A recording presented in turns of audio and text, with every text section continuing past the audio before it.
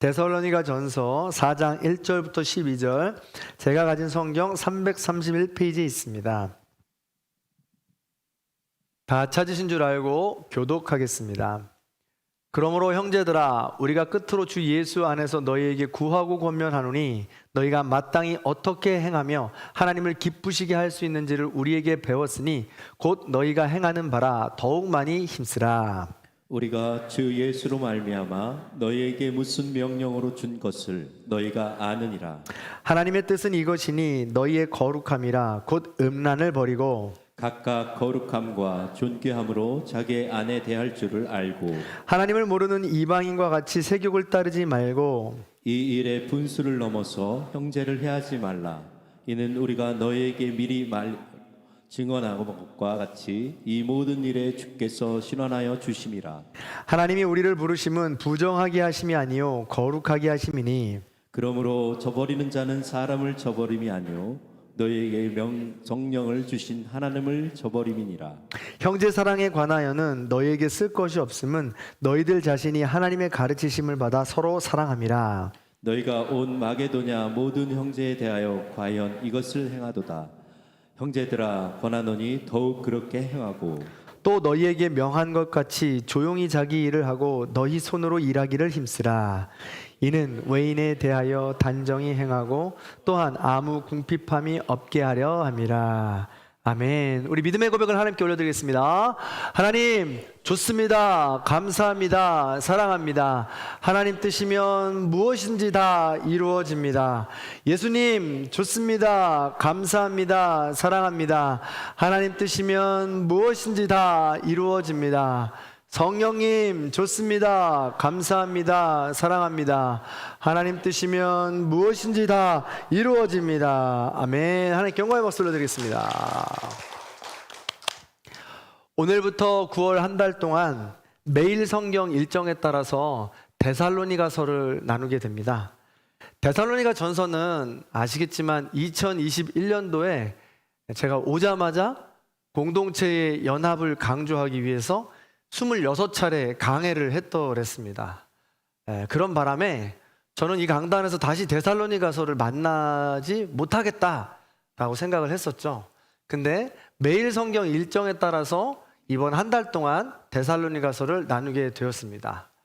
요한계시록과 스가랴를 지나면서 새 예루살렘, 새 땅, 새 하늘, 이 주님의 재림에 대해서 우리가 함께 나누었는데 그 주제와 아직도 일맥상통하여서 그 주제를 가지고 박차를 가하게 되는 그런 내용이라고 할 수 있습니다.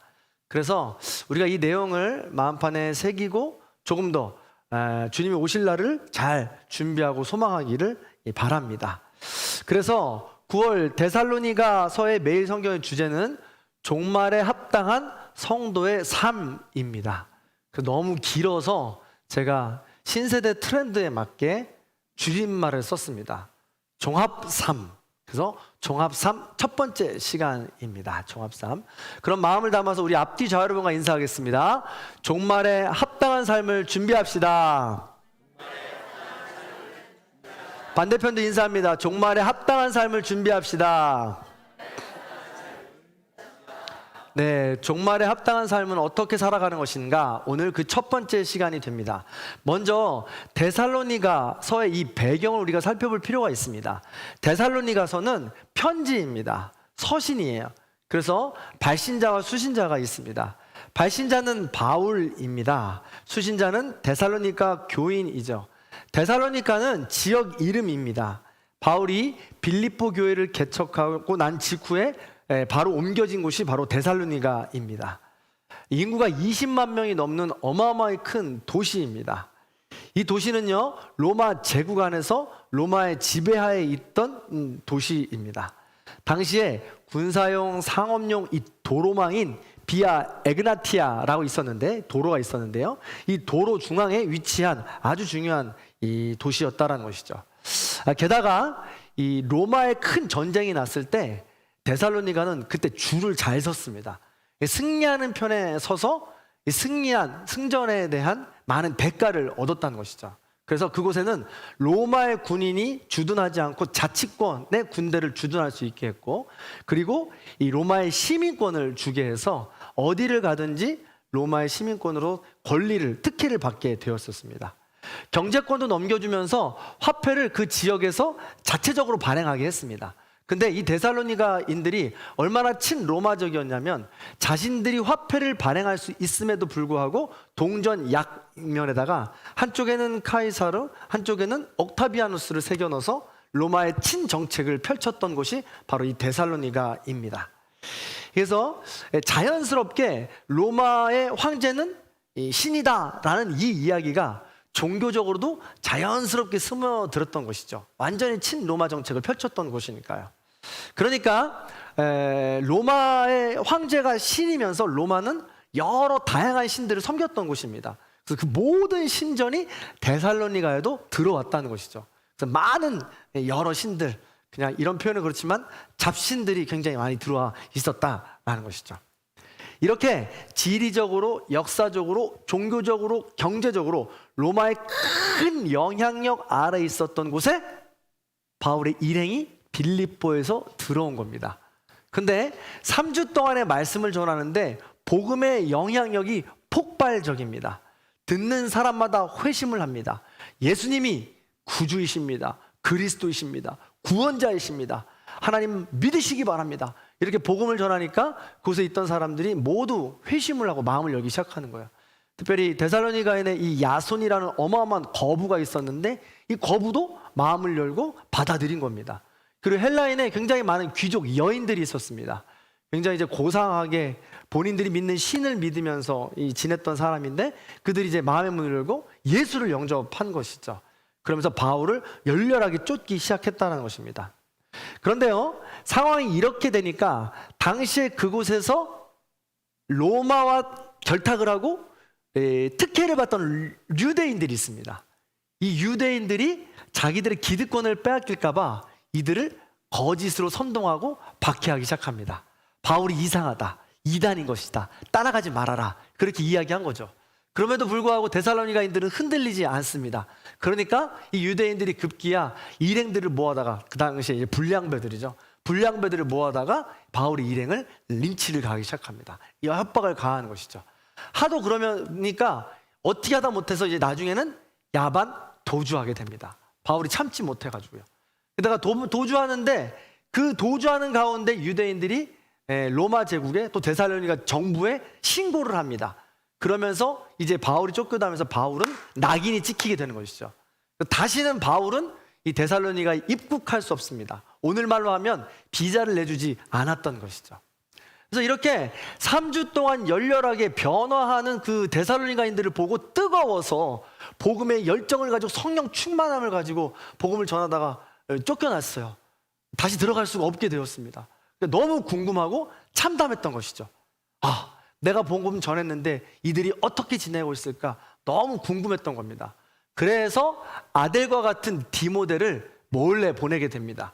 그래서 가서 복음을 듣던 우리 데살로니가인 교회들이 어떻게 지내고 있는지 알아보고 와라 라고 보내게 된 것이죠. 그런데요, 한참 발을 동동동동동 구르고 기다리고 있는데 이 디모데가 좋은 소식을 갖고 돌아옵니다. 디모데가 뭐라고 하냐면, 스승님, 제가 다녀왔는데 이 데살로니가 교인들이 우리가 전한 복음을 듣고 회심을 하여서 과연 박해가 그렇게 심하게 있음에도 불구하고 복음을 끝까지 지키더이다, 잘 지키고 있더이다 라고 하면서 아주 좋은 소식을 전하게 된 겁니다. 그런데 그렇게 좋은 소식을 전하지만 여전히 핍박과 박해가 있고, 또 예수님이 금방 승천하셔서 다시 오신다고 했는데 안 오시나 해서 시한부 종말론 등 여러 가지 몇 가지 오해들이 생기기 시작했습니다. 그래서 바울이 그 시한부 종말론에 대한 오해, 극심한 고난과 고통이 왜 있는가에 대한 오해, 그리고 바울이 도망갔나? 라는 이 오해, 이런 오해들을 해소하기 위해서 쓴 것이 바로 데살로니가서이다 라는 것이죠. 그런 배경을 알고 오늘 말씀을 나눴으면 좋겠습니다. 바울에게는 데살로니가 교인들이 지금 각별합니다. 아들과 같아요. 딸과 같습니다. 그런 마음을 갖고 지금 편지를 쓴다라고 생각하시면서 본문을 계속 나눠보겠습니다. 자, 이런 맥락을 갖고 오늘 말씀을 더 들어가 봅니다. 1절의 말씀을 보시면요, 노란 글씨만 한번 같이 읽어보겠습니다. 시작. 너희가 마땅히 어떻게 행하며 하나님을 기쁘게 할 수 있는지를 우리에게 배웠으니 곧 너희가 행하는 바라. 아멘. 바울이 보낸 디모데가 가지고 온 소식을 듣습니다. 1장부터 3장까지 우리가 읽지는 않았지만 다 읽어보시면 온통 칭찬 일색입니다. 이 데살로니가 교인들이 너무 복음을 잘 지키고 있다는 소식에 믿음의 역사, 사랑의 수고, 소망의 인내, 이런 모든 믿음, 소망, 사랑을 가지고 복음을 가지고 잘 견디고 있다는 소식에 바울은 감사합니다. 아, 너희가 나의 소망이요, 기쁨이요, 자랑의 면류관이구나 라고 이야기하면서 이들을 칭찬만 하죠. 그래서 이렇게 칭찬하면 너무 좋잖아요. 너희들 때문에 내가 살았다 라고 말입니다. 그렇게 연신 감사함을 표현하고 감동하고 있는 것입니다. 그러면 됐잖아요. 여기까지 이렇게 칭찬받고 응원받고 위로받으면 좋잖아요. 여기서 끝나면 감사할 것 같아요. 그런데 이건 뭔가요? 자, 1절 다시 한번요. 이번에도 노란색만 읽어봅니다. 읽습니다. 시작. 그러므로 형제들아 우리가 끝으로 주 예수 안에서 너희에게 구하고 권면하노니 더욱 많이 힘쓰라. 아멘.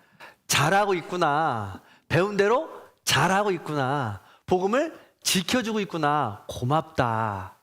정말 수고한다. 라고까지만 이야기해줘도 좋을 것 같아요. 힘이 날 것 같잖아요. 근데 여기서 한마디 더 합니다. 끝으로. 여기서 끝으로라는 말이 이 모든 서신을 마무리하는 느낌이기도 하지만 사실은 마지막인데 내가 이것만큼은 꼭 할 말이 있어. 이 느낌이 더 강해요. 너희들 잘하고 있어. 정말 멋져. 근데 이것만큼은 하나만 더 해줬으면 좋겠어 하는 하나가 더 있는 겁니다. 근데 이게 사람을 어렵게 하죠. 여러분들 지금 신앙생활 너무 잘하고 계십니다. 이만큼만 하면 됩니다. 라고 이야기하면 좋은데, 근데 이것만 조금만 더 라고 이야기할 때 얼마나 마음이 아프고 힘들어요. 나는 신앙생활 열심히 하고 있는 것 같은데, 내 딴에는 잘하고 있는 것 같은데 뭘 더 하라는 거야 하고 이 권면이 들어오면 숨이 막힌다는 것이죠. 고난과 고통과 역경 가운데 있는 분들은 더 하다는 것입니다. 뭘 더 하라는 거야 라고 말이죠. 근데 바울이 지금 그 말을 하고 있는 거예요. 더욱 많이 힘쓰라 라고 말입니다. 뭘 더 힘쓰라는 거야. 그런데요, 잘 생각해 보시기 바랍니다. 우리는요, 신앙생활을 할 때 이만하면 됐다 라는 시점을 조심해야 합니다. 제일 조심해야 돼요. 그래서 바울도 이야기한 겁니다. 선줄로 생각하지 마라. 넘어질까 항상 조심하라고요.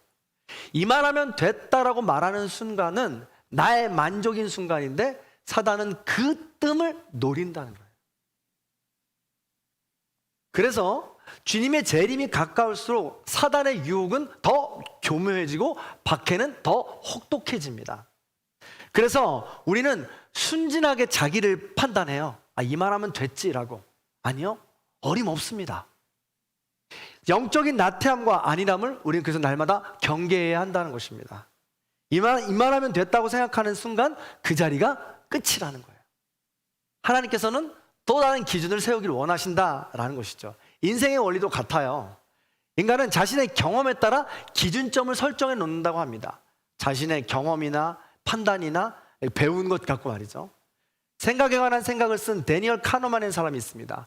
기준점 효과에 대해서 이야기하는데 시스템 1에서 우리 모든 인간은 그 기준을 갖고 움직인다는 거예요. 근데 그 기준도 가설이 날마다 새로워지지 않으면 그 자리에서 멈출 수밖에 없고 퇴보할 수밖에 없다는 겁니다. 그래서 시스템 2라는 새로운 가설을 가지고 새로운 기준을 세워나가야 된다는 것이죠. 자, 제가 이거 좀 어려워서 좀 각색을 해봤는데요. 제 질문에 대답을 해보세요. 이 자전거는 얼마일까요? 자, 생각해 보세요. 여러분 대답해 주셔야 됩니다. 자기 속으로 생각해 놓고 계세요. 이 자전거는 얼마일까요?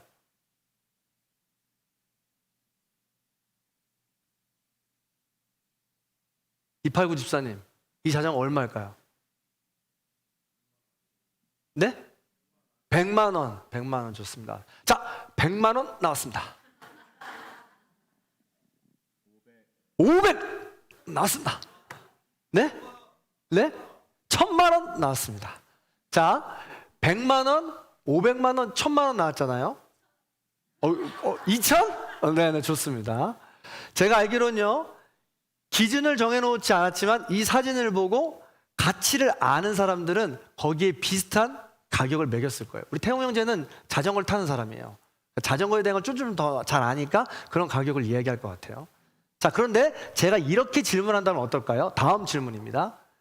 이 자전거는 100만 원보다 비쌀까요? 라고 여쭤본다면 여러분들 지금 생각에 다시 가격이 책정될 겁니다. 지금 80만 원 나왔습니다. 다음 서강수 집사님 15만 원. 네, 알겠습니다. 좋습니다. 자, 이런 거예요. 이렇게 기준점이 생기면 기준점 효과로 가격을 매기게 되어 있어요. 그 기준에 맞춰서 말이죠. 자, 이 자전거의 가격은 1,420만 원입니다. 2018년 기준으로요. 네, 태무자가 거의 가깝게 맞췄죠. 1,420만 원. 이게 기준점 효과라는 것인데, 기준점이 정해져 있으면 그 기준점에 따라 플러스 마이너스 내가 결정하게 된다는 것이죠. 무엇인지 말입니다. 집을 보러 갈 때도, 자동차를 사러 갈 때도 모든 것이 나의 기준이 정해져 있어서 경험과 판단에 있어서 그것이 결정되게 된다는 것입니다. 근데요, 이게 우리 신앙에도 마찬가지라는 거예요. 나의 경험과 편견과 고집으로 나의 신앙도 결정이 된다는 것입니다. 그 기준점으로요. 그런데요, 성경은 말합니다. 그리스도의 장성한 분량으로 이르라고 말하죠. 우리의 기준을 그리스도에 두고 있는 것입니다. 그러니 지속적으로 새로운 기준점을 날마다 세워 나가야 된다는 것이죠. 이만하면 됐지라고 만족하는 순간 그렇습니다. 자, 그렇다면 새로운 기준점은 무엇이며 어떻게 더욱 힘쓰라는 말인가, 구체적으로 라는 것이죠. 자, 3절의 말씀을 보겠습니다. 3절의 말씀 같이 읽을게요. 시작. 하나님의 뜻은 이것이니 너의 거룩함이라. 아멘. 새로운 기준점은 하나님의 뜻입니다. 더욱 힘쓰라는 것은, 새로운 기준을 가지고 더욱 힘쓰라는 것은 거룩하라라는 것이죠. 거룩하라는 것은요, 이 독특함, 구별됨, 또 정결함이라는 뜻이 있습니다. 그리고 계속 말씀드리지만 힘써 지키라고 했으니까 지속성도 이 안에 포함되어 있는 것이죠. 단숨에 이루어지는 것이 아니다라는 것입니다. 처음부터 완전하고 완벽한 거룩의 상태가 아니라는 거예요. 거룩 자체가 과정 중에 있다는 것입니다. 어디요? 완전한 거룩까지 우리는 나아가야 된다는 것입니다. 독특함으로 향하는 지속성, 구별됨으로 향하는 지속성, 정결함으로 향하는 지속성, 멈추지 않고 새로운 기준을 세워나가며 계속 이루어져 나가는 과정이라는 것이죠. 우리 인간은 강한 자기중심성의 죄성이 있기 때문에 그 지속성을 멈춘다면 퇴보할 수밖에 없는 것이 우리 인간의 본성이라는 것이에요. 그래서 하나님만이 절대 완전하고 절대 완벽하신 분이기 때문에 우린 하나님께로 나아가야 되는 것입니다. 그래서 레위기에 말씀하는 거예요. 거룩함으로 말씀하는 겁니다. 내가 거룩하니 너희도 거룩하라 라고 레위기에서 이야기하고 있는 것이죠. 그래서 완전한 거룩함까지 매일같이 반복하면서 지속하여서 거룩함을 더욱 힘써가면서 나아가야 된다라고 말씀하고 있는 것입니다. 내가 독특하니, 내가 구별되니, 내가 정결되니 너희도 지속적으로 독특하고 구별되고 정결하라 라고 지금 이야기하고 있는 것입니다. 즉 우리는요, 매일같이 하나님이 주시는 새로운 기준으로 초대받아서, 초청받아서 한 걸음 한 걸음 나아가는 존재인 것입니다. 절대 멈춰서는 안 된다는 것이죠. 새로운 기준점을 더 명확하게 3절부터 이렇게 제시하고 있습니다. 3절, 곧 음란을 버리라. 각각 거룩함과 존귀함으로 자기의 아내 대할 줄을 알라. 그리고 세욕을 따르지 말라라고 이야기하고 있습니다. 무슨 말이냐면 데살로니가 도시는 설교 초반에 말씀드렸듯이 엄청난 이 부의 도시였습니다. 제가 보령에 있을 때 듣던 이야기들인데요, 석탄 채석강이 있었습니다. 채석하는 곳이 있었어요. 석탄 박물관, 지금도 있는 엄청나게 큰 박물관이 있습니다. 막장이라고 그러잖아요. 막장에 있는 분들이 오셔서 돈을 버는 곳이, 목숨을 걸고 돈 버는 것이 채석하는 곳입니다. 그럼에도 불구하고 그때 돈을 버는 게 얼마나 많았는지 현장에서 현금이 도니까요. 그 당시에 있던 이야기가 뭐냐면 야 보령 그 채석하는 데는 개도 돈을 물고 다니더라 라는 이야기가 있었습니다. 그만큼 현금이 유통이 많이 되었던 곳이죠.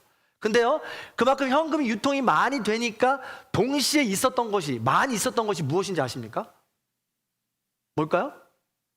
네, 유흥가예요. 막장으로 와서 내가 목숨을 걸고 돈을 벌어서 어떻게든 여기를 벗어나야지 하는 것이 아니라 돈이 생기게 되니까 힘들고 어려운 그 순간들을 모면하기 위해서 잠시의 쾌락을 선택하게 된다는 것이죠. 마찬가지예요. 데살로니가도 굉장한 부의 도시라고 이야기했습니다. 여기서 부가 모이다 보니까 자기 쾌락과 자기 만족에 빠지기 일쑤였던 것입니다. 그걸 도와준 것이 로마의 잡신들이었던 것이죠. 데살로니가 가면 신전에 많은 이 여성의 창기들이 방마다 있었습니다. 남성들이 올라가서 관계를 맺는 것이 예배였어요. 그것이 당시의 예배였습니다. 왜냐? 행복하게 하는 것이 신이라고 생각했습니다. 그래서 남성과 여성과 교제하는 것이 최고의 극락으로 제일 행복한 시간으로 그 시간이 예배하는 시간이라고 여겼던 거죠. 그것이 성했던 것입니다. 그런데 하나님께서 원하시는 것은 그것이 아닙니다. 원천적으로 봉사하는 것이었죠. 내 뼈 중에 뼈를 사랑하라고 이야기했습니다. 레위기에 거룩하게 하라는 곳에서 분명히 이야기합니다. 내 아내 외에는 아무도 그 누구도 하체를 범하지 말라라고 정확하게 나와 있습니다. 그것이 하나님의 기준이요 하나님의 거룩함이라는 것이죠. 그러나 세상의 보편적인 상식과 일반적인 생각은 창기를 두고 그렇게 예배를 드리는 것이 맞다고 이야기한 것입니다. 그런 데살로니가인들에게 하나님은 새로운 기준을 제시하는 겁니다. 남편과 아내에 대한 가장 각별한 사이여야 되고 가장 은밀한 사이여야 되고 가장 친밀한 사이여야 된다라고 이야기하면서 그 관계를 하나님과의 관계처럼 맺어야 한다. 그런 관계를 남편과 아내를 맺고 새로운 기준점으로 내 남편을 내 아내를 사랑하라 라고 이야기하고 있는 것입니다. 그래서 데살로니가인들에게 그때 성행하고 있던 보편적인 그런 상식적인 종교 행위가 아니라 하나님으로 새로운 기준으로 거룩함으로 갈아타라고 지금 이야기하고 있는 것이죠. 그런데 바울의 이 복음을 듣고 데살로니가 교인들이 움직이기 시작한 겁니다. 그래서 음란하지 말라라는 것은 지금 우리가 이야기하는 세욕이나 음란이나 이런 모든 것이 우리가 지금 생각하고 이야기하는 이야기일 수도 있지만 성적인 다른 관계에도 이야기되지만 더 깊이 있는 것은 하나님과 우리와의 관계를 더 집중하라는 의미가 있습니다. 여러분 아시잖아요. 남편과 아내는 가장 각별한 사이입니다. 가장 신뢰하는 사이입니다. 그런데 이런 가장 각별하고 신뢰하는 사이가 틀어졌을 때 가장 고통스러운 겁니다. 가장 힘들고 지옥과 같은 것을 경험하는 것이죠. 하나님과 우리와의 관계가 바로 그렇다는 거예요. 그만큼 각별하고 그만큼 친밀하고 그만큼 거룩한 관계가 되어야 된다는 것입니다. 다시 말해서 우리가 하나님께 집중하지 못하고 하나님께 더욱 그리함으로 거룩함으로 나아가지 못하고 한눈 파는 것은 내가 좋아하는 것으로 나의 만족으로 한눈 파는 것은 거룩함을 버리는 것이다. 순결함을 버리는 것이다. 그게 바로 음란한 것이고 세욕을 따르는 것이며 우상숭배다 라고 지금 이야기하고 있는 것입니다. 그럼 조금만 더 구체적으로 더욱 많이 거룩하라, 음란하게 우상숭배하지 말라, 이걸 어떻게 우리 삶에 적용할 수 있을까? 내가 다른 무엇보다도 우리 하나님만을 더욱더 거룩하게 섬긴 게 어떤 모습일까라는 것을 한번 좀 나눠봤으면 좋겠습니다. 보통 우리는 우리의 신앙의 깊이와 한계는 내가 정하게 됩니다. 다 아시잖아요? 이 말하면 됐지라고 말이죠. 그러면 여러분들이 신앙생활하면서 이 말하면 됐지라고 결정짓는 요소가 얼마나 있을까요? 뭐가 있을까요? 제일 대표적으로가 주일 성수입니다. 시간의 주인을 하나님으로 고백하는 거죠. 또 예물 생활입니다. 11조 같은 거죠. 이 예물을 주님께 이만큼 드리겠습니다. 봉사입니다. 내가 이 정도 봉사하면 되겠죠. 이만큼 봉사하면 됐죠. 이런 거잖아요. 이렇게 여러 가지 훈련들, 신앙 훈련들, 통독, 새벽기도, 그래 주님 이 말하면 됐죠? 이렇게 지금 우리가 합당하게 좀 얘기하고 멈추지 않습니까? 이 모든 것이 그런 과정인데 더 중요한 것은요, 제가 지금 이 말씀드린 것을 행할 때 나에게 올라오는 마음인 것입니다. 그 마음을 점검해야 된다는 거예요. 나도 알 수 없다는 그 마음을 정직하게 내어놓고 점검해야 된다는 거예요. 자, 제가 지금 여러분에게 어마어마하게 무거운 죄책감이나 짐을 드리는 게 아니에요. 절대. 잘 따라와 보세요. 주일 성수를 한번 볼게요. 주일 성수하는 것은 생각보다 쉽지 않습니다. 52주를 온전히 정해진 그 시간을 하나님께 드리는 것, 이제 막 신앙생활을 시작하는 분들에겐 더욱더 어려운 것입니다. 주일 성수는요, 시간의 주인이 하나님이심을 고백하는 믿음의 고백입니다. 그런데요, 주일 성수를 할 수 있을 때 주일 성수라는 것은 사랑의 고백이 아닙니다. 계속해서 할 수 있는 상황에서 하다 보니까 이것은 의무가 되기도 하고 빗바랜 고백이 되기도 합니다. 그런데 이게 정말 내가 주일 성수를 잘하고 있는 것인지 아닌지를 점검할 때가 언제냐면 주일 성수가 어려울 때예요. 주일 성수할 때가 어려운 순간이 나에게 닥쳤을 때 그 어려운 마음을 나는 어떻게 고민하고 어떻게 하나님께 묻고 어떻게 선택하느냐, 이 과정이 중요하다는 것이죠. 물론 부득이한 경우에 주의를 지킬 수 없을 때가 많습니다.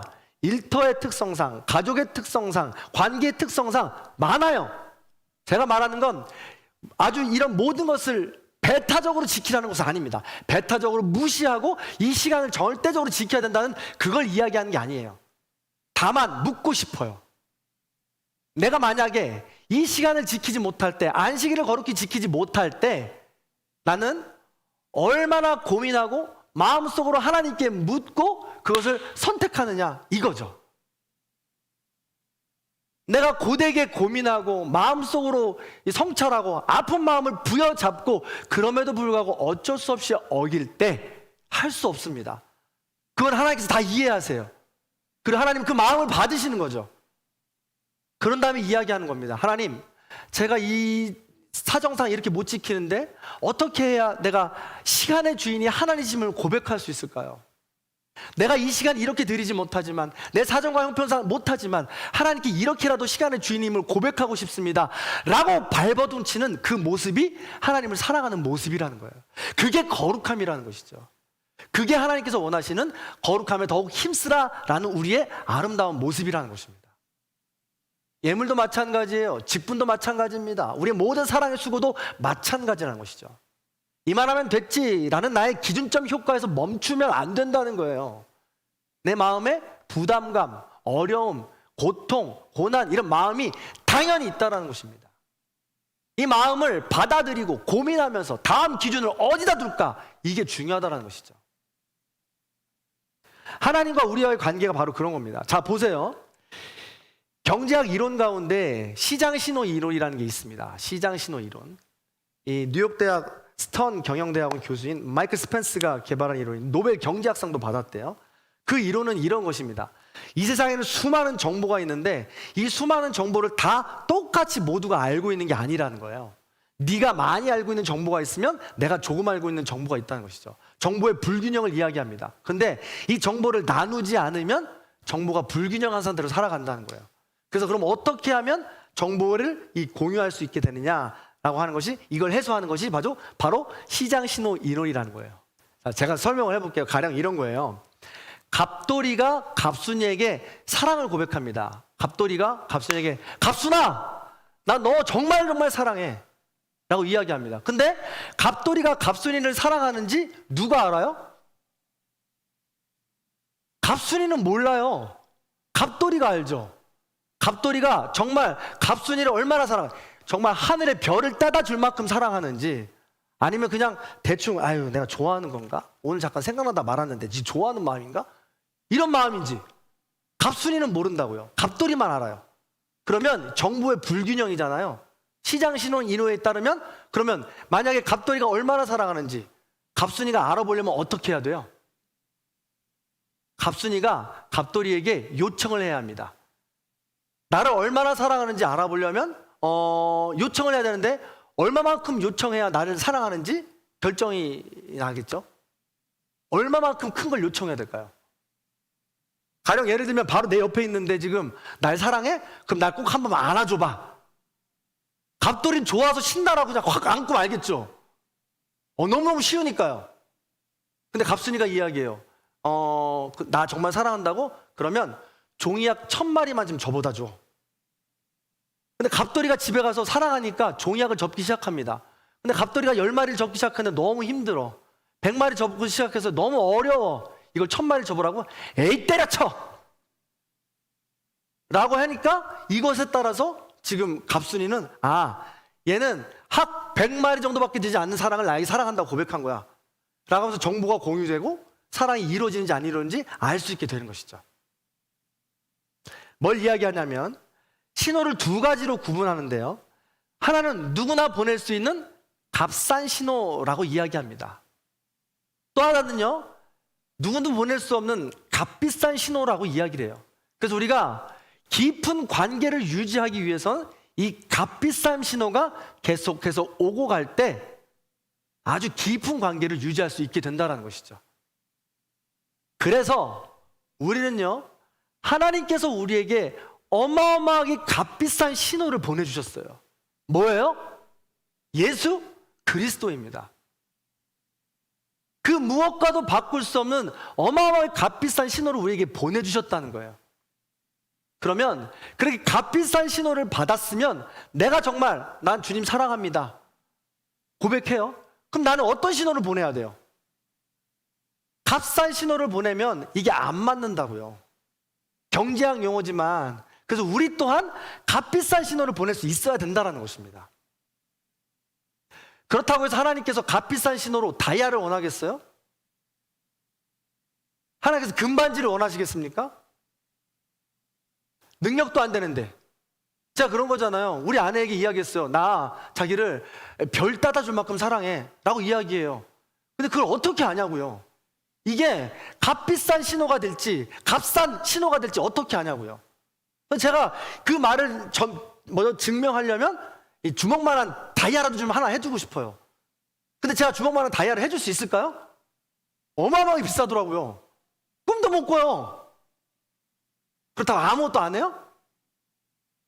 제가 나름대로 할 수 있을 만큼의 비상금을 모아서라도 할 수 있는 만큼의 반지를 만들어서 선물해 줘 보는 것이 나의 가장 최대한 값비싼 신호로 보내는 거 아니겠어요? 그러면 우리 아내는 이걸 별로 받는 거예요.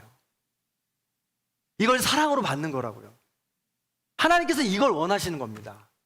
주일 성수, 또 예물, 우리가 드리는 사랑의 수고, 이 모든 것들을 우리가 하나님께 드리는데 우리가 하나님께 드릴 때마다 이걸 값비싼 신호로 드렸는지 값싼 신호로 드렸는지 우리는 늘 점검해야 된다고요. 우리가 드리는 주일 성수가 지금 값비싼 신호입니까? 값싼 신호입니까? 우리 마음 가운데 늘 점검하면서 하나님께 거룩함으로 정성을 다해 드려야 한다는 것입니다. 그리고 우리가 하나님께 이렇게 드릴 때 값비싼 신호로 드려야 될 시점이 온다는 거예요. 점검해야 될 때가 반드시 온다는 겁니다. 그때 결정이 나는 거예요. 내가 지금까지 드렸던 시간이, 내가 지금까지 드렸던 예물이 과연 값비쌌던 건지 값이 쌌던 건지. 그 전에 값비싸게 드렸던 그 모든 것들이 더 깊이, 더 높이, 더 넓게 하나님께서 거룩함으로 받으시는 초청장으로 우리를 부르신다는 거예요. 그럴 때마다 우리는 아멘으로 순종하며 나아가야 된다는 것이죠. 이건 비단 제가 말씀드리는 주일 성수니 예물 생활이니 봉사니 이런 것만 말하지 않아요. 내가 거룩하니까 너희도 거룩하라 라고 이야기하는 것은 하나님의 전 인격적인 성품을 닮아가라 라고 이야기하고 있는 것입니다. 어려운 과정이 반드시 있으니 지나쳐 오라는 것이죠. 사랑하는 성도 여러분, 말씀을 마무리하겠습니다. 종말을 준비하는 성도의 삶은 더욱 거룩함에 힘쓰는 삶입니다. 하나님의 뜻에 맞게 독특하게 정결하게 구별되게 더욱 힘쓰는 삶입니다. 하나님은 명령하십니다. 내가 거룩하니까 너희도 거룩하라. 나의 기준점은 독생자 예수 그리스도. 나의 가장 값비싼 신호는 독생자 예수 그리스도. 나의 가장 값비싼 기준으로 너에게 주노니 거기까지 나오라라고 이야기하고 있는 것입니다. 거기까지 나아가는 게 쉽지 않아요. 단번에 갈 수 있는 것도 아닙니다. 그렇게 가면 뭐 쉽게요? 그렇게 갈 수 있으면 바울이 뭐하러 더욱 많이 힘쓰라고 이야기합니까? 우리가 복음을 받아들이면 반드시 고난과 역경이 오게 되어 있어요. 바울도 이야기하거든요. 제가 새벽기도 준비하면서 이 부분 읽고 얼마나 마음이 아팠는지 몰라요.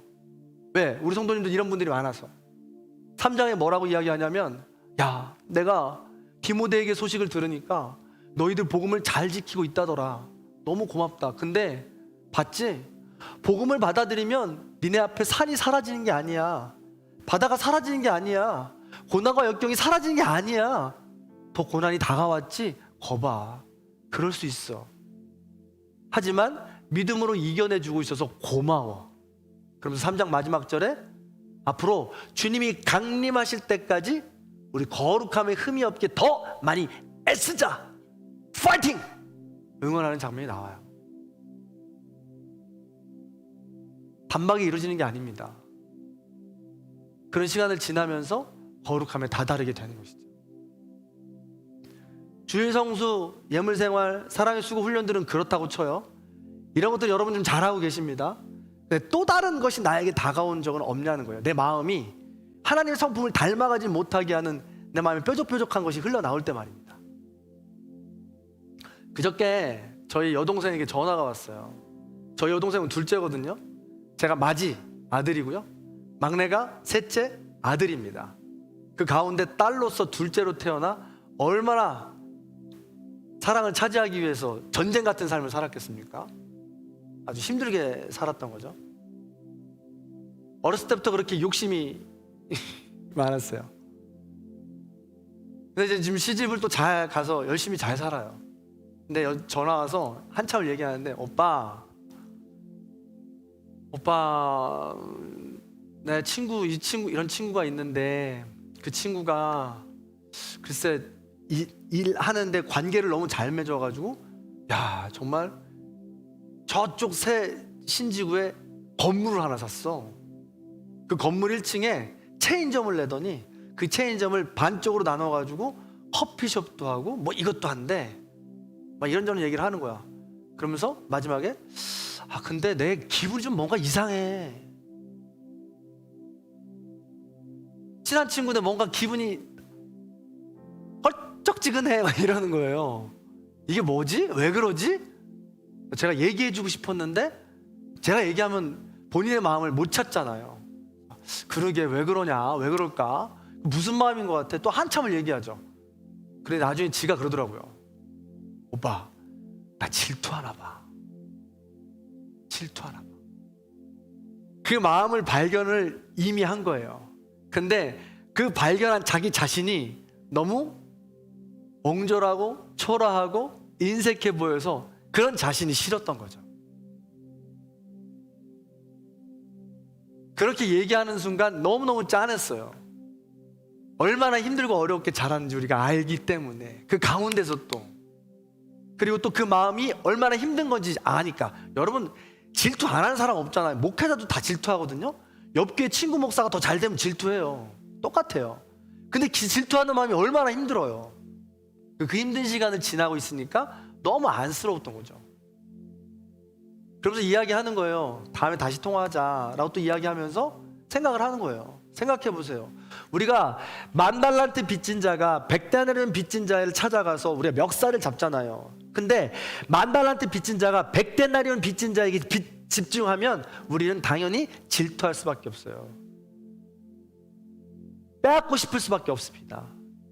그러나 시선을 돌려서 10,000달란트 은혜를 베풀어 주신 하나님을 바라볼 때, 주인을 바라볼 때 우리는 용서할 수 있고 용납할 수 있는 그 어려운 마음을 지날 수 있는 힘을 얻는 거예요. 단박에 안 되지만 그 어려운 시간에 하나님께서 초대하신 거라고요. 그래서 우리가 그때 해야 될 게 뭐예요?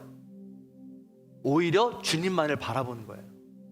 더욱 많이 힘쓰라, 더욱 거룩하라, 더욱 독특하라, 더욱 정결하라, 더욱 구별되어라, 더욱 주님의 성품을 닮아가라 라고 우리를 부르는 거라고요. 그러니까 우리는 눈을 들어서 오직 하나님만을 더 사랑합니다. 주님 내게 오시옵소서, 주님 내게 말씀하시옵소서, 주님 내게 용기를 주시옵소서 찬양하고 기도하는 거죠. 그럼 그제서 우리의 마음이 조금씩 열리고 조금씩 용서하고 조금씩 용납할 수 있는 힘이 생기는 겁니다. 질투 괜찮은 거예요. 그건 어마어마한 에너지니까요. 그 에너지를 그 사람에게 쏟으면 나는 멸망의 길로 가지만 하나님을 향해서 쏟으면 나는 더 큰 길로 확장될 수 있는 거죠. 어디로 쏟을 거냐? 더욱 거룩함으로 나아가시는 저와 여러분의 삶이 다 되시기를 간절히 축원합니다. 마음을 담아서 우리 찬양 함께 고백해 보겠습니다.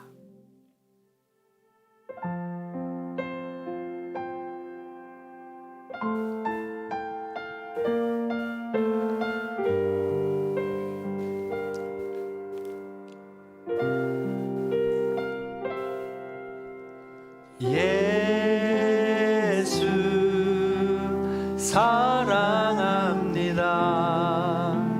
사랑합니다. 온 마음 다하여 오직 주님 한 분만 간절히 더 원합니다. 예수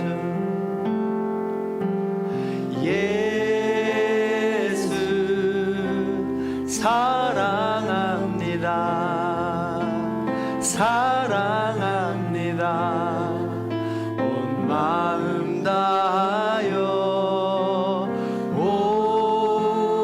오직 주님 한 분만 간절히 더 원. 예수 사랑합니다. 예수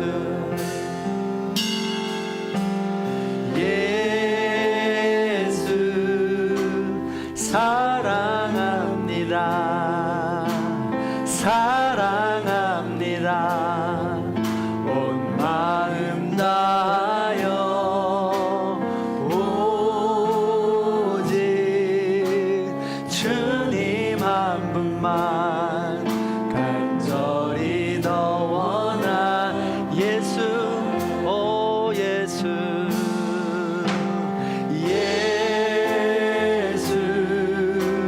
사랑합니다.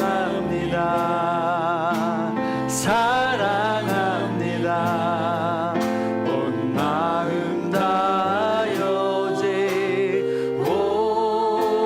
오직 주님 한 분만 간절히 더 원. 예수 사랑합니다. 우리 자매님들만 고백해 보겠습니다.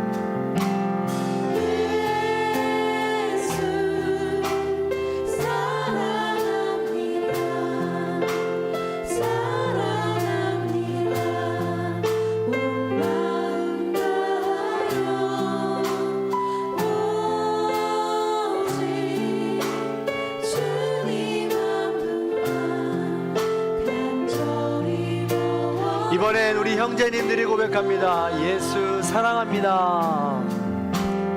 예수 사랑합니다. 사랑합니다. 온 마음 다하여 오직 주님 한 분만 간절히 더. 우리 다 함께 찬양합시다. 예수 사랑합니다. 예수 사랑합니다. 사랑합니다. 온 마음 다하여 오직 주님 한 분만 간절히 더 원한 넘쳐나네 넘쳐나네 넘쳐나네 주를 향한 내 속에 갈망이 주님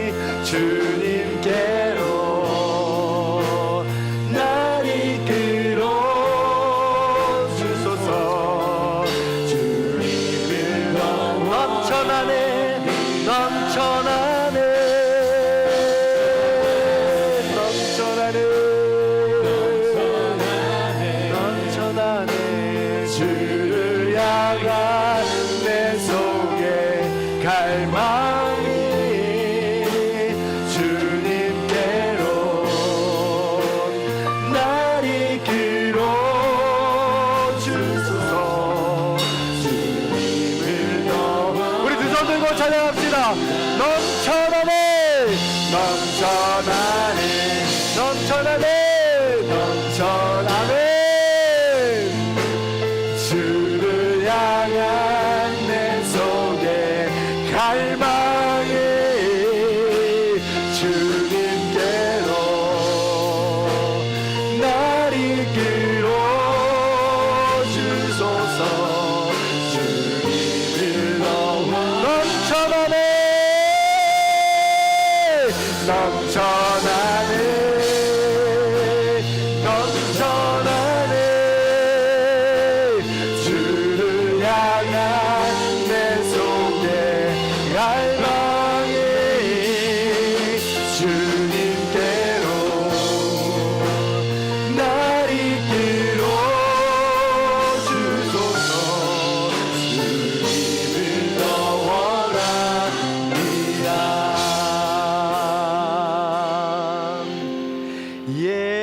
예수 사랑합니다 사랑합니다 온 마음을 다하여 오직 주님 한 분만 간절히 더 원합니다.